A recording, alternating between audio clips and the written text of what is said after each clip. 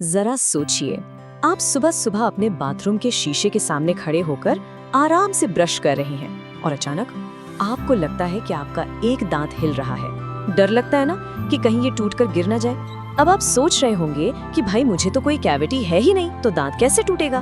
पर मैं आपको बता दूं, ये कोई डरावना सपना नहीं है। बिना किसी कैविटी के दांतों का गिरना एक बहुत बहुत रियल खतरा है। तो आज हम इसी विषय पर गहराई से चर्चा करेंगे। सबसे डरावनी बात पता है क्या है? हम में से ज्यादातर लोग ना इन वार्निंग्स को पूरी तरह इग्नोर कर देते हैं, और वो भी कुछ दिनों के लिए नहीं बल्कि सालों तक। हम सोचते हैं अरे ब्रश करते वक्त थोड़ा खून आना या सांस से बदबू आना तो नॉर्मल है, पर सीरियसली ये बिल्कुल नॉर्मल नहीं है। असल में ये आपके मुंह के तरीके हैं आपको वार्न करने के। ये चीख चीख कर मदद मांग रहा है, इससे पहले कि डैमेज हमेशा के लिए हो जाए। तो आज के इस विश्लेषण में हमारी चर्चा का रोड मैप कुछ इस तरह रहेगा। पहला, एक साइलेंट बीमारी जो दांतों को नष्ट करती है। दूसरा, वो शुरुआती लक्षण जिन्हें हम इग्नोर करते हैं।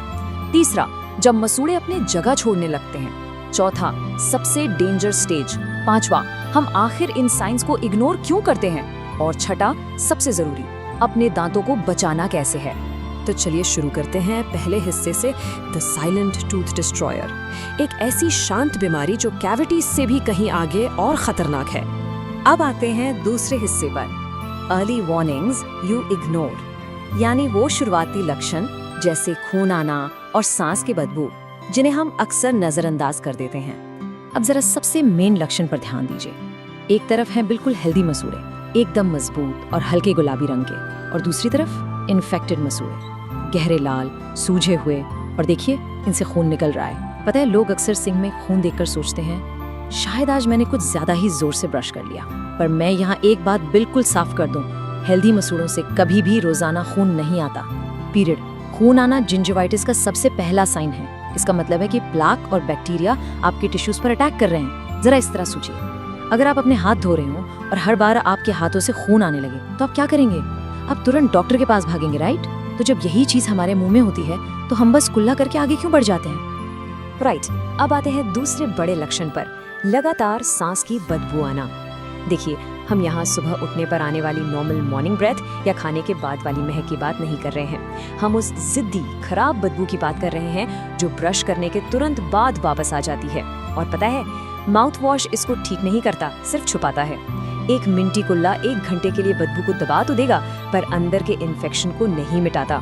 वो बदबू असल में उन लाखों बैक्टीरिया की वजह से होती है जो आपके इन्फेक्टेड मसूड़ों के नीचे छुप कर बैठे हैं और लगातार टॉक्सिन्स रिलीज कर रहे हैं। अगर अच्छे से ब्रश करने के बाद भी बदबू नहीं जा रही तो ट्रस्ट मी, ये एक बहुत बड़ी रेड फ्लैग है। आगे बढ़ते हैं तीसरे हिस्से की तरफ, व्हेन गम्स पुल अवे। ये वो स्टेज है जब मसूड़ों में सूजन आ जाती है और वो सिकुड़ने लगते हैं। इस स्टेज में तीसरा लक्षण दिखता है, मसूड़ों के आकार और बनावट में बदलाव। जब मसूड़े चमकदार, सूजे हुए और हद से ज्यादा लाल दिखने लगे। देखिए, हेल्दी मसूड़े दांतों के आसपास बिल्कुल टाइट होने चाहिए, लेकिन इन्फेक्शन होने पर ये सूज जाते हैं और छूने पर काफी दर्द होता है। अगर इसको ठीक ना किया गया ना, तो हमारा शरीर बैक्टीरिया से लड़ने के चक्कर में एक ऐसी स्थिति बना देता है जहां मसूड़े धीरे धीरे दांतों से अलग होने लगते हैं। इन्हें मेडिकल टर्म में पेरियोडोंटल पॉकेट्स कहते हैं, और ये छोटी सी जगह बहुत खतरनाक होती है। ये एक गुफा की तरह काम करती है जहां और भी ज्यादा बैक्टीरिया आराम से छुप सकते हैं, बढ़ सकते हैं और इन्फेक्शन को और भी डीप कर सकते हैं। और यही पॉकेट्स हमें चौथे लक्षण तक ले जाते हैं, जब आपके दांत अचानक पहले से कुछ ज्यादा लंबे दिखने लगते हैं। बिलीव मी, गम रिसेशन कोई इल्यूजन नहीं है। आपके दांत एक्चुअली में बड़े नहीं हो रहे हैं, बल्कि आपके मसूड़े सिकुड़ रहे हैं और नीचे की तरफ खिसक रहे हैं। जब ऐसा होता है ना, तो दांतों की रूट्स यानी जड़ें पूरी तरह से एक्सपोज हो जाती हैं। इसलिए ठंडा पानी पीने पर एकदम से झंझनाहट होती है या मीठा खाने पर तेज दर्द होता है। ये जड़ें बहुत डेलिकेट होती हैं, दांतों के ऊपरी हिस्से की तरह हार्ड नहीं होती, तो इनमें सड़न बहुत तेजी से लग सकती है। और सबसे डरावना सच ये है कि एक बार जब ये रिसेशन बढ़ जाता है तो उन्हें नेचुरल तरीके से वापस लाना ऑलमोस्ट इम्पॉसिबल होता है। अब हम पहुंच गए हैं चौथे हिस्से पर, द डेंजर स्टेज। ये सबसे खतरनाक चरण है जहां दांतों का हिलना और बोन लॉस शुरू होता है। तो यहाँ आता है पांचवा लक्षण, दांतों का हिलना या फिर दांतों के बीच अचानक नई जगह बन जाना। जैसा कि डॉक्टर डिब्लिना बहुत सही कहती हैं, बोन लॉस साइलेंटली सालों तक होता रहता है। होता क्या है कि जब कोई दांत हिलने लगता है तो लोग घबराकर सोचते हैं कि अरे मेरा दांत बस एक रात में कमजोर हो गया, पर सच्चाई कुछ और ही है। आपके जॉ बोन यानी जबड़े की हड्डी का घुलना एक्चुअली में सालों से शांति से चल रहा था। गम डिजीज की सबसे डेंजर बात यही है कि शुरू में ऑलमोस्ट कोई दर्द नहीं होता। दर्द तब होता है जब दांतों को सपोर्ट करने वाली हड्डी का बहुत बड़ा और इरिवर्सिबल नुकसान हो चुका होता है। ये शांति से होने वाला विनाश ही असली कल्प्रिट है, जिसकी वजह से लोग अचानक अपने दांत खो देते हैं। चलिए देखते हैं 5वां हिस्सा, Why we ignore it। आखिर हम इन लक्षणों को नजरअंदाज करते क्यों हैं? क्या है ये सुरक्षा का भ्रम? आइए समझते हैं उन साइकोलॉजिकल ट्रैप्स को जिनमें हम डेली फंसते हैं। पहला, मसूड़ों से खून आना। हमें लगता है ये तो बहुत छोटी समस्या है। हम खुद को समझा लेते हैं कि शायद टूथब्रश ज्यादा हार्ड था या मैंने तेजी से ब्रश कर लिया। दूसरा, सांस की बदबू। इसके बारे में बात करना इतना शर्मिंदगी भरा लगता है कि हम डेंटिस्ट को बताने के बजाय बस मिंट या माउथ वॉश खरीद लेते हैं। तीसरा, गम रिसेशन। ये इतनी धीमी गति से होता है ना, सालों में कुछ मिलीमीटर्स, कि आप रोज शीशे में इस बदलाव को नोटिस ही नहीं कर पाते। और आखिर में सबसे बड़ा ट्रैप, दर्द का लेट आना। क्योंकि शुरुआत में अलर्ट करने के लिए कोई तेज दर्द होता ही नहीं है, हमें लगता है सब कुछ ठीक चल रहा है। और डेंटिस्ट के पास जाना तो हम तब तक टालते हैं जब तक कि हड्डियों का हमेशा के लिए नुकसान ना हो जाए। अब आते हैं छठे और आखिरी हिस्से पर, how to save your teeth, बचाव और इलाज। पता है, एक बहुत अच्छी खबर भी है यहाँ। गुड न्यूज़ ये है कि अगर ध्यान दिया जाए और टाइम पर पकड़ लिया जाए तो इस बीमारी को पूरी तरह ट्रीट और कंट्रोल किया जा सकता है।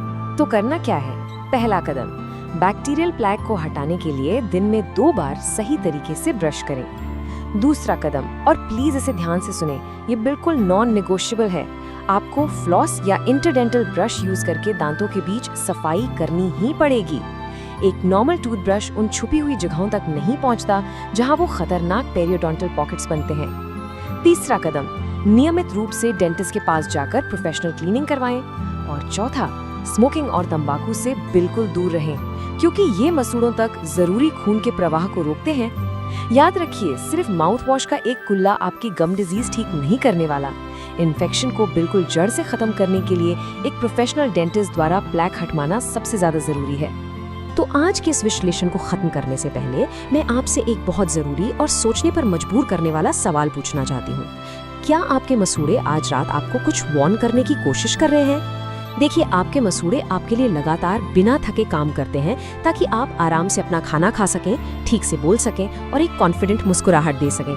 लेकिन हम में से ज्यादातर लोग उन पर तब तक ध्यान नहीं देते जब तक कि बहुत देर ना हो जाए। तो आज रात जब आप शीशे के सामने ब्रश कर रहे हो तो वहाँ कुछ एक्स्ट्रा सेकंड्स रुकिए। अपने मसूड़ों को ध्यान से देखिए। क्या वो लाल है? क्या सिंक में खून है? क्या वो थोड़े सूजे हुए या दांतों से अलग होते लग रहे हैं? दर्द होने का वेट मत कीजिए और दांतों के हिलने का तो बिल्कुल भी नहीं। अपनी उस प्यारी सी मुस्कुराहट को बचाने के लिए आज ही सुनिए कि आपका मुंह आपसे क्या कहना चाह रहा है।